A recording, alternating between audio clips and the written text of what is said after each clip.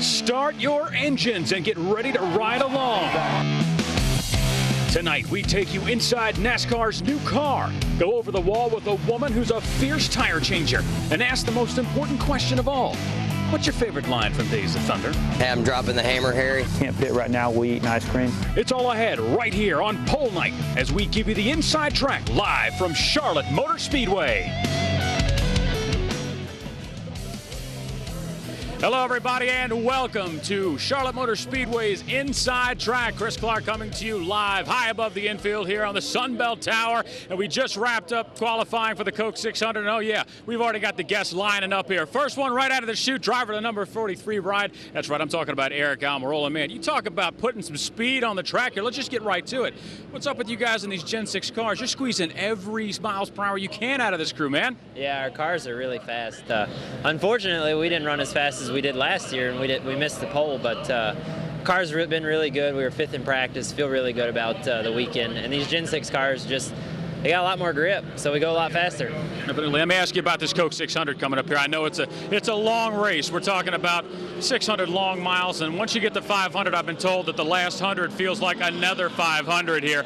Talk to me about the mental toughness you need to get through something like this. Well, it's very grueling, and you know, there comes points in normal 500-mile races where you're like, man, is this ever going to end? So in 600 miles, usually you get to about lap 3 or about mile 350, 400, and you're like, okay, we got to be getting close to the end. You ask your crew chief, hey, how many laps are left? And he tells you 100. You're like, oh man, you got to be kidding me. So, you know, when your car's driving good, you don't care how many laps there are because you're out there and you're cruising around and your car's handling well. But when you're fighting a ill-handling car, it makes for a long night. So hopefully we'll get our car dialed in on Saturday during practice, and we'll have a really good U.S. Air Force Ford Fusion. And I won't care how many laps there are.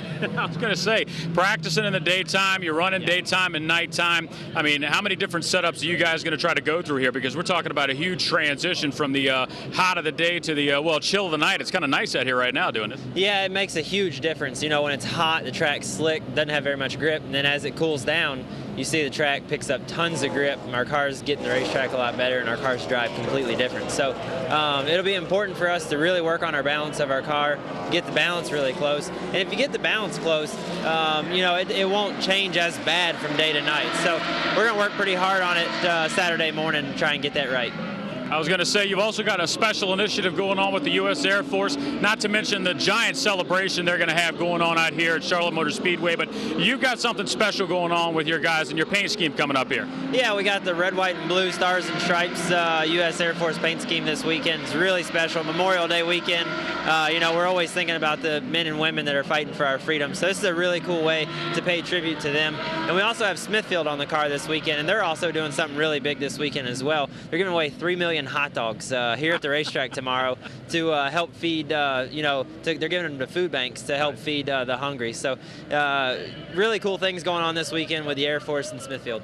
Well, definitely. Thank you for coming by the tower and hanging out. Appreciate it. I know you've got a bunch of other people waiting on you. Eric Almirola, everybody, driver of the number 43. And oh, we're not done with the guests and the surprises. No, we got a few more coming up here, but let's talk a little bit about qualifying right now. Yeah, we're talking about guys breaking the pole record. That's right. Denny Hamlin coming out of the chute there. He's on top with Kurt Busch, Matt Kenseth, Mark Martin, Clint Boyer, followed up by Casey Kane.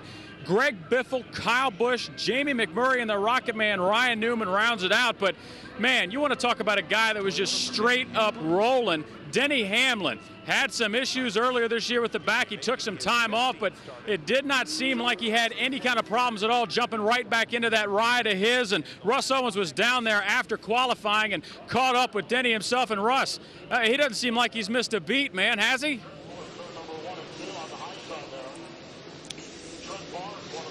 We actually got the chance to talk with him a couple times. Even on pit road, he seems as healthy as can be. He tells you he's as healthy as can be. One of 3 guys to go over 195 miles an hour. Track records all over the place. But Denny Hamlin, your pole sitter for the Coke 600.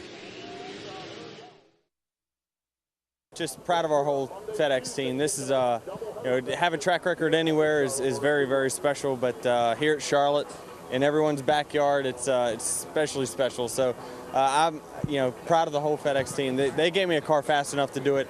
It just took my commitment level to make it happen. I'm just still doing my rehab, making sure I'm trying to stay strong, make sure that I do everything I can to prevent injury again. It could take any kind of hit that could, result in something bad, but I'm willing to take that risk.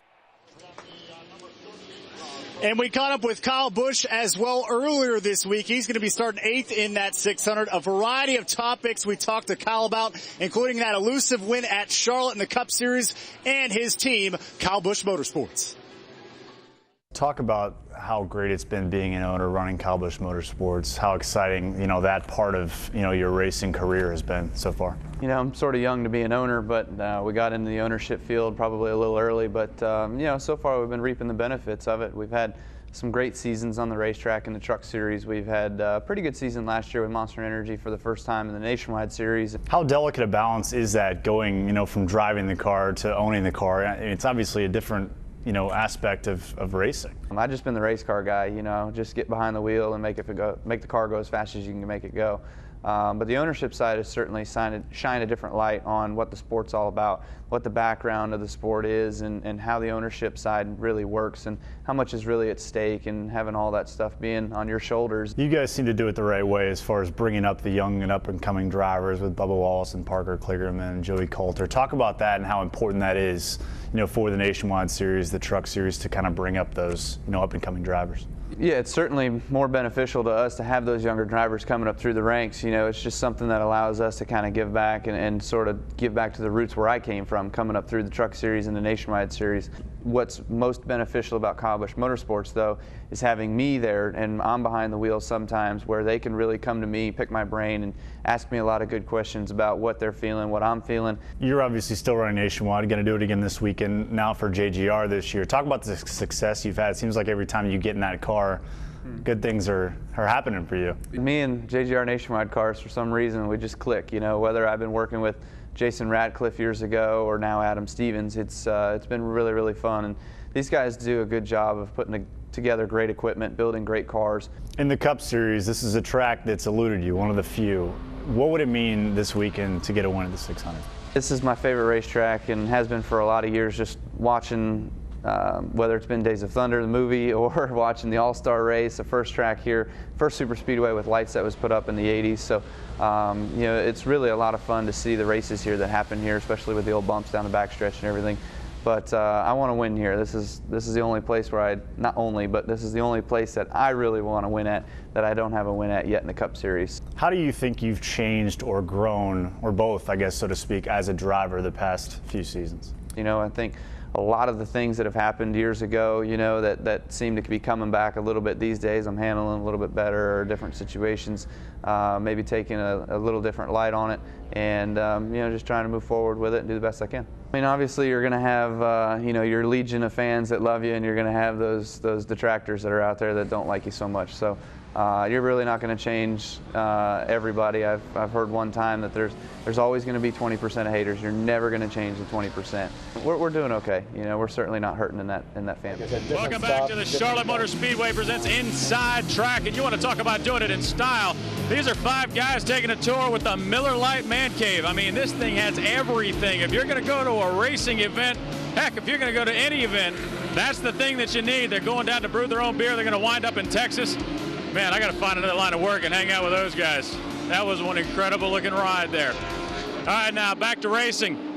It takes a lot of different pieces and parts to put together one small team here. There's a lot of different moving parts on a race squad, especially in the pits, but primarily it has been dominated by men. Well, the times they are changing. You got Danica Patrick behind the wheel on the track, and now you have Andrea Goodman going over the wall in the Truck Series.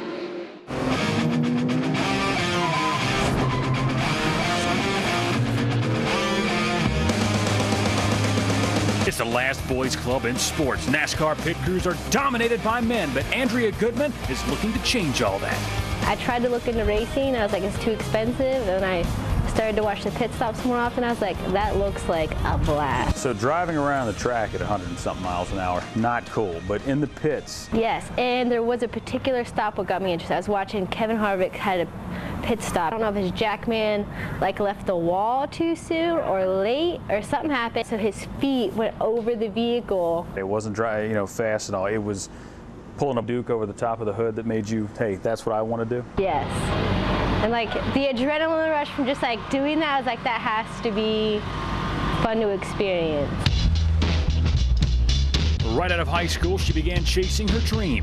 She started with a K&N Series team, but advancing was tough. The drive was there, but the opportunities weren't, and frustration soon set in. I took a break for a while, and I was just like, I missed it. I missed the adrenaline rush of going over the wall. There's just something that it just draws you in, actually. Like the sport, like just changing tires, it just draws you in. Like I don't know what about it. It's like an attraction you get. She found her way back to Performance Institute and Training, where Adam Merrill started whipping her into shape. When you're looking at changers, you look at that pop. Are they tight when they're done? And accuracy, and she did present that. So we were thinking if we put a little bit of strength conditioning behind this, a little bit of work ethic, fundamentals on the changer that had not been shown to her, we were thinking this could pay off. Turns out work ethic wasn't the problem. She was there each time the doors opened, sharpening her skills and building up her strength. I've been told that you're a bit of a workaholic. Don't know when to leave the gym.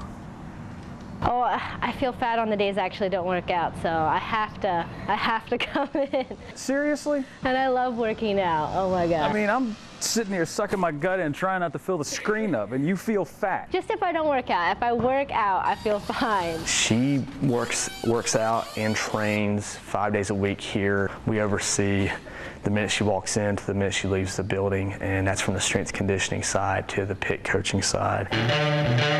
The hard work paid off. Thor Sport Racing was looking for a pit crew to work Daytona for the number 13 truck in the NASCAR Camping World Series, and Andrea was one of the best tire changers in the mix. And that was a good opportunity for her to go up to that next level in Thor Sport, give her that look, and they love her, which was good to see that teams are accepting the diversity that NASCAR's bringing in. Now there's everybody watching. You're on television. You've got fans in the stand. You've got your owners watching, and your truck's coming down pit road. What was that like?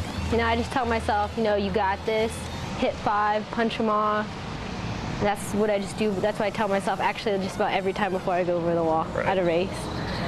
And that just kind of calms me down and I focus. She can more than hold her own and has been a part of the number 13 truck pit crew every race since, which is the best compliment in itself.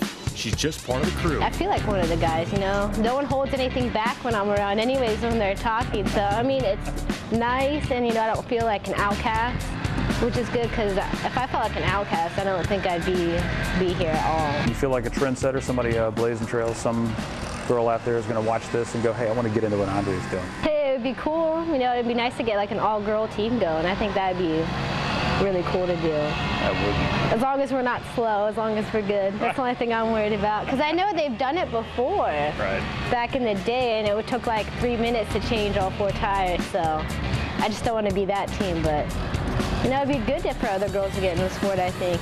Make it more diverse, more fun. I can't help but get the odd feeling if you get a bunch of versions of her out there, that will not be a slow pit crew team, that's for sure. Thanks, Andrea, for hanging out with us. Keep up the good work. Right now, let's go to another guy working hard, Russ Owens. Russ, what do you got for us? We're trying out here for you. We're trying.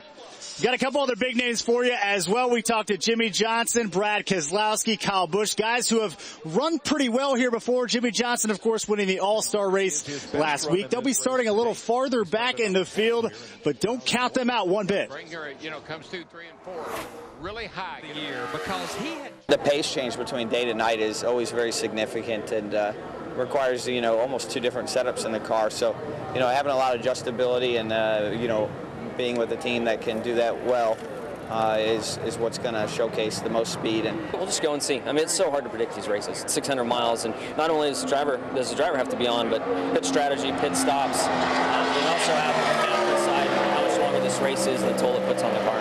For a 600-mile race, it don't matter where you start, but you know, you certainly like to start further up front. Like I said, we've had some good speed, so I think come race time we'll be good. Well, we'll see what those guys can do Sunday, but I hear we got a pretty special guest up in the tower with Chris. Back to you.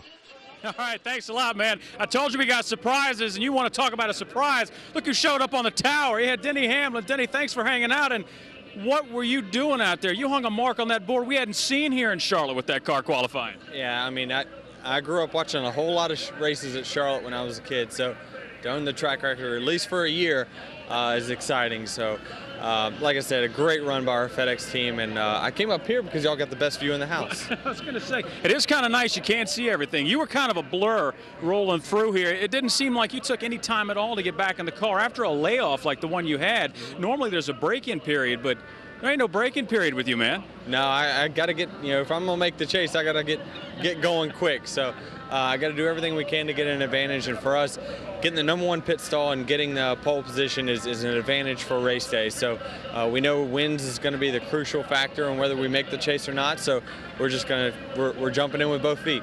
Now, how much messing around do you do with that kind of a car? I mean, you blistered the track, but, you know, half the race is in the day, half is at night. I mean, do you just go out there the way it is, set now, don't touch it, and just kind of hope for the best to make adjustments, or what? Yeah, pretty much. That's all you can do. Is a lot of it, you rely on the car. You'll talk with your crew chief about what adjustments that you fight during the day versus what you have at night. So this racetrack is one of the most weather-sensitive tracks that we have, so it takes constant concentration, really, for the entire 4-hour event. I was going to say, is there anything special you do to get ready for 600 miles here? I've been asking these guys this, and each one of them has a little different answer. What's your secret to getting ready for that mental fight, really, here? As long as I have a good lunch, I'm in a good mood. So a good lunch is important to have your mental focus. Gotcha. Thanks a lot for hanging out. I appreciate you, man. Denny Hamlin, I told you we had surprises hanging out here. Thanks a lot there. Russ, you got anything better than Denny Hamlin, huh? No. I don't know if we can top that. Back to the Charlotte Motor Speedway Inside Track NASCAR Special. We are coming to you live from the infield, high atop the infield on the Sun Belt Tower. And man, what a night. It is incredible out here. No storms. Hopefully it'll be great right on through the weekend. And we've already gone through a half hour. We got a half hour yet more to go. Going to be just as exciting. One of the crews you need to hang out with, if you're talking about exciting, it's up at MWR. I'm not talking about, you know, Mark Martin or Martin Truex or Clint Boyer. No, those guys they're pretty exciting too. I'm talking about the guys behind the scene, the guys in the pits. Doug Cuffner did just that, and let me tell you, they gave us an education.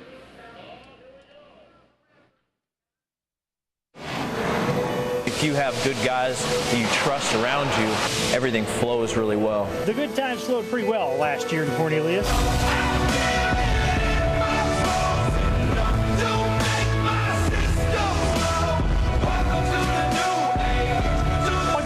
Racing's New Age Outlaw, Clint Boyer. Isn't this awesome?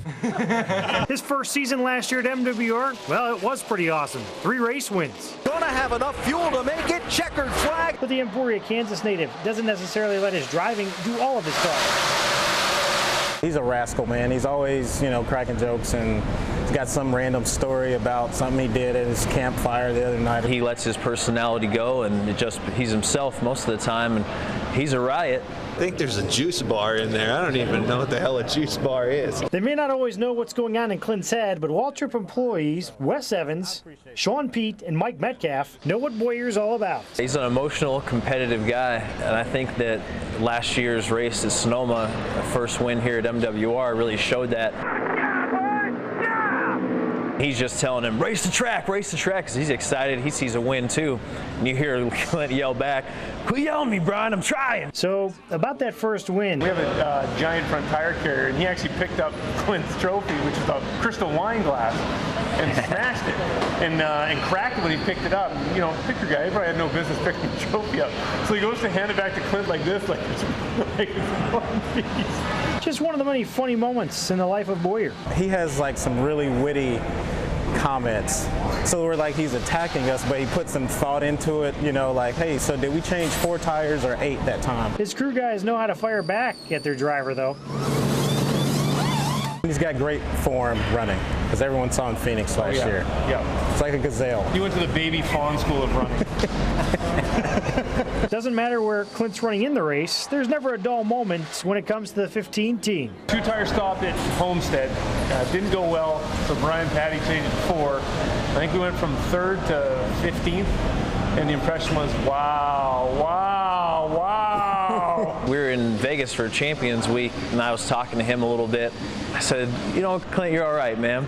And he said, hellfire and sin, man. Everything's all right with enough whiskey. If whiskey's not your drink of choice, I know NASCAR fans said, you know, he's the kind of guy that you could just go out and have a beer with. Or 3. Or 13.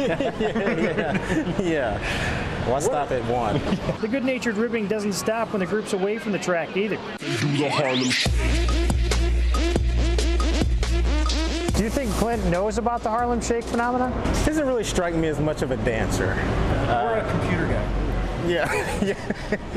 Boyer is definitely one of the Cup guys to keep your eyes on during NASCAR's longest race of the season later this weekend. If you want to find something out, go to the guys in the pits. That's what we learned this last couple of months. Now, they've made a bunch of movies about NASCAR, but there's 2 that stand out. Days of Thunder, Talladega Nights. We found that all the drivers and people that we ask around here, crew chiefs, pit crew members, fall into one of 2 categories, either like one or the other. A couple of them like both. And here's what they had to say their favorite lines were. I watch Days of Thunder quite a lot. I'm definitely Days of Thunder. Days of Thunder. Days of Thunder is my favorite movie. He didn't slam you, he didn't bump you, he didn't nudge you. He rubbed you. And rubbing, son, is racing. That's how I learned to be a crew chief. I want you to go back out on that track and hit the pace car. Hit the pace car? Hit the pace car! What for? Because you hit every other thing out there, I want you to be perfect. My favorite scene in that would probably be when they were driving those 2 rental cars. When Cole Trickle says, hey, I'm dropping the hammer, Harry. I'm dropping the hammer. No, you're not. Dropping the hammer. Dropping the hammer. I knew he was going to say that. That's what I feel like I do every time I'm in the race car. That story about can't pit right now, we eating ice cream. Yeah, eating ice cream. That is a true story. Now, you're welcome. Come on and get one, but I don't believe NASCAR would think much of you trying to eat an ice cream cone out there. I'll take your word for what a car can do. But I'm not taking anybody's word for what I can do. But I'm not taking your word for what I can do. When that lady cough has me outside the hall, that's pretty good. That tunnel turn's a little tricky. That tunnel turn's real tricky. Whether it's hot or cold. Now, whether it's hot or cold, it gets slick as a button. My favorite part of that movie is how they can just grab another gear and pass the entire field and go to the front. I'm out of here. I'm still waiting for our cars to get that gear. Yeah. Well, I don't know if that's 5th or 6th gear, but 7th. I'm going to give you an engine low to the ground. When he was in the garage talking to that car, Extra big oil pan will cut the wind from underneath you. It'll give you 30 to 40 more horsepower. I'm going to do this, I'm going to give you this and this. That's really what crew chiefs do. I'm going to shave half an inch off you and shape you like a bullet. I'm a little bit ashamed to say that, but I have absolutely talked to my cars over and over again. We actually do that. We name our cars when they're good to us, trust me. There's so many good lines from Talladega Nights. I'm not sure what to do with my hands. When his wife is in victory lane and she's like, come on, number 1, baby, number 1. I'm going to do that next time Martin wins. So do I. Come on, number 1. And she's like, hold my hand, baby. Baby, hold my hand. Woo!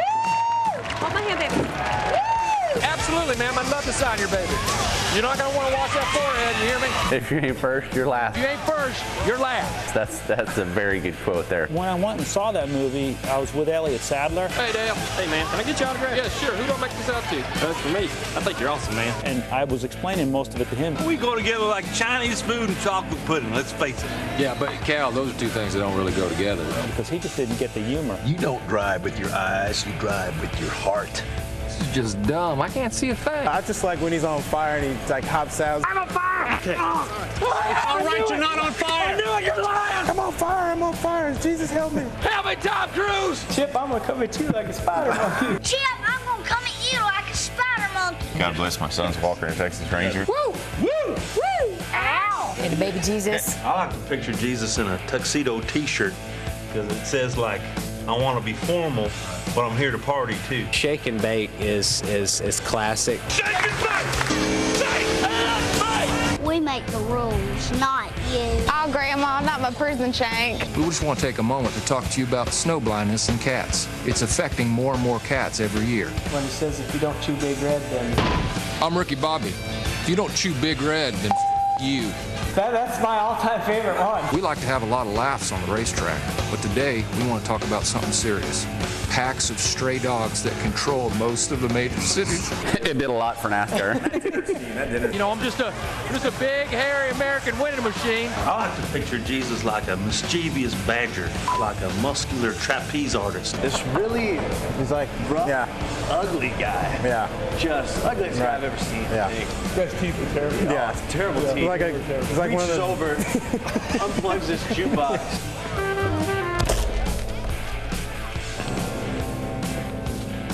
Why did you stop the jazz music? Have you seen the evil guys on That Lord of was the it. Rings? It looks like one of those. That was all that he had. The whole movie This guy. showcased his personality really well, I feel.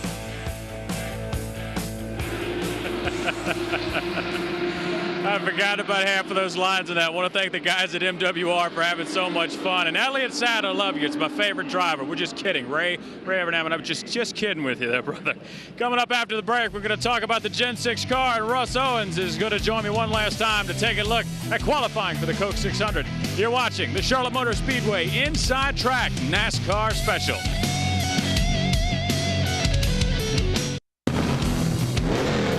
Hello, everybody. Welcome back to the Charlotte Motor Speedway Inside Track NASCAR Special. We are high above the infield in the Sunbelt Tower.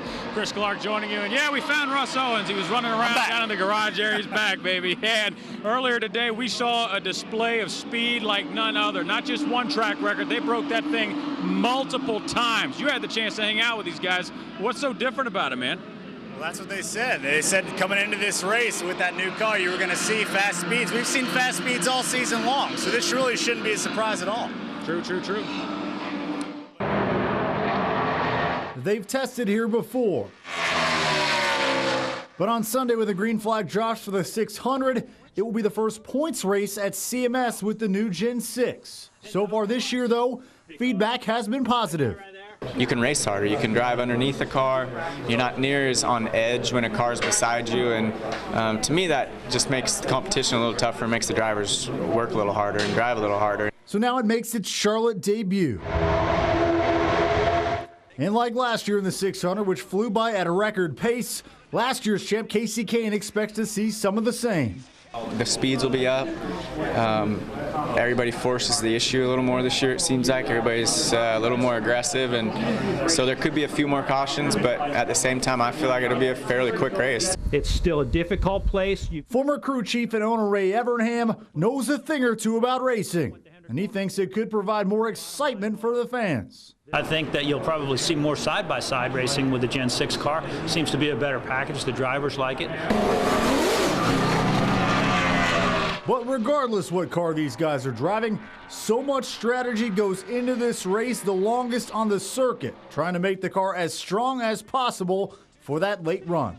You have to make a lot of changes to the car to keep up with the racetrack, and just trying to make everything right for those last 100 miles and be in position at that point in time is key. The good teams find a way to do that, and it takes probably more of that in the 600 because it's a longer race. There's a lot of preparation, there's a lot of changes, there's more pit stops. And it's who can minimize those catastrophic mistakes. And goes to the bottom, Casey Kane all the way to the outside. It's one of those races where you see failures that you just don't see at other places. Stay focused here, stay focused. Kane managed to do that a year ago. Late in the race, you just have to make the right decisions, and we've been able to do that. Now, who will make all those right moves this time? We'll find out Sunday night. I'd say we've already found out this thing is rolling. Just what is it about this place in particular, it seems like, that just Gen 6 car just rolls so well, man? What are they looking for? Well, that 2-wide racing and more pack racing, you're going to see some faster speeds, and those guys can draft off of each other. And like you heard Casey Kane say in the story there, they really expect it to be a pretty quick race, just like it was last year. So I guess only time will tell on Sunday. I was going to say, Sunday we're going to find out for real. Let's go ahead over the qualifying order one more time. Like we said, Denny Hamlin came out late in the game and just blistered the entire field. He is the man on top of the pole, followed up by Kurt Busch. He had an incredible run in that car of his. Then Matt Kenseth right behind with Mark Martin. Yeah, the old man showing him how to get it done. And of course, Your favorite, I know Doug's favorite, Clint Boyer. He got out there and did a little bit too. Casey Kane, Greg Biffle, we got Kyle Busch, followed up by Jamie McMurray, and the Rocket Man, number 10, Ryan Newman coming in there. Let's not forget Dale Jr. He's in the 88. He's sitting at 11th. Good day for Dale Jr. to break through. I'm sure a lot of fans will be pretty pleased here on Sunday if he's crossing that checkered in first, crossing that finish line in first. Right? Never a bad thing to cater to Junior Nation. That's all the time we have here from the infield of the Charlotte Motor Speedway. I'm Chris Clark. This is Russ Owens. I want to thank everybody for helping us out. Special thanks out to Toyota. That's it from the Charlotte Motor Speedway for Inside Track.